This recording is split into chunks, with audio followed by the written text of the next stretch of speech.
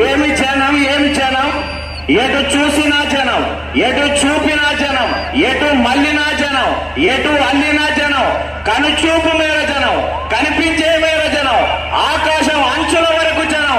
ఇదే కూటమి ప్రపంచం అని ఈ సందర్భంగా మీ అందరికీ గుర్తు చేస్తున్నా సోదరులారా. అందుకనే మనం అందరము వచ్చేటప్పుడు ఒక తాత అవ్వ ఇద్దరు కూర్చుంటే అడిగిన, తాత జగన్ పరిపాలన ఎట్లుంది అని. ఆ తాత చెప్పిండు, పాలిచ్చే బర్రె నమ్మి తన్నే దున్నపోతులు కొనుక్కున్నట్టుంది అనేటువంటి విషయం. ఈ అవ్వ ఏం చెప్తుందో అని ఇంట్లోకి వెళ్ళి అవ్వని అడిగిన, అవ్వ జగన్ పరిపాలన ఎట్లుందంటే ఏరి కోరి తెచ్చుకున్న మొగడు ఎగిరెగిరి తంటే ఎట్లుంటుందో అట్లుంది అనేటువంటి పరిస్థితి ఉంది. అందుకనే 5 సంవత్సరాల క్రితం అన్న వస్త్రాలు ఇస్తానన్నాడు. ఇవాళ ఉన్న వస్త్రాలు నడిచే కార్యక్రమానికి శ్రీకారం చుట్టిండు. ఇంటికంతా కూడా ఇంటింటికి కొలాయి వచ్చినట్లు, ఇంటింటికి మంచినీరు వచ్చినట్లు పోలవరం కంప్లీట్ చేసి ఈ ప్రాంతం అంతా ఉత్తరాంధ్ర సుజల స్రవంతి కంప్లీట్ చేసినట్లు. అలాగే నేను చెప్తున్నా, నర్సీపట్నంలో ఆయన్న పాత్రుడు గారు అతి భారీ మెజారిటీతో గెలవబోతున్నాడు. అతి భారీ మెజారిటీతో నేను కూడా పార్లమెంట్ అభ్యర్థిగా గెలవబోతున్నా.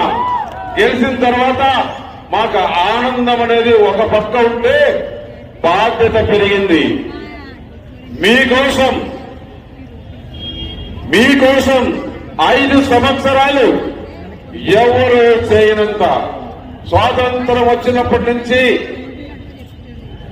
ఎంత అభివృద్ధి జరిగిందో ఈ 5 సంవత్సరాల్లో కేంద్ర ప్రభుత్వం నుంచి వచ్చే పరిశ్రమలు కానీ, అభివృద్ధి కానీ, రోడ్లు కానీ, డ్యాములు కానీ, ఇరిగేషన్ కానీ సీఎం రమేష్ గారు వారు ముఖ్య ఎంపీ అవుతారు.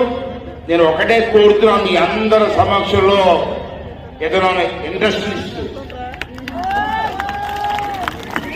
2 సార్లు రాజ్యసభ చేశారు. ప్రధానమంత్రి గారి దగ్గర డైరెక్ట్ గా వెళ్ళి మాట్లాడే సత్తా ఉన్న నాయకుడు.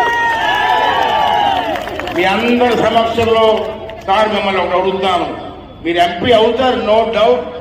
దాంట్లో ఎంపీ అయిన తర్వాత నర్సీపట్నంలో ఒక మంచి ఫ్యాక్టరీ పెట్టి మా కుర్రవాళ్ళకి 5-6 వేల మంది కుర్రవాళ్ళకి ఉద్యోగాలు ఇస్తే వాళ్ళ కుటుంబాలు బాగుపడతాయి.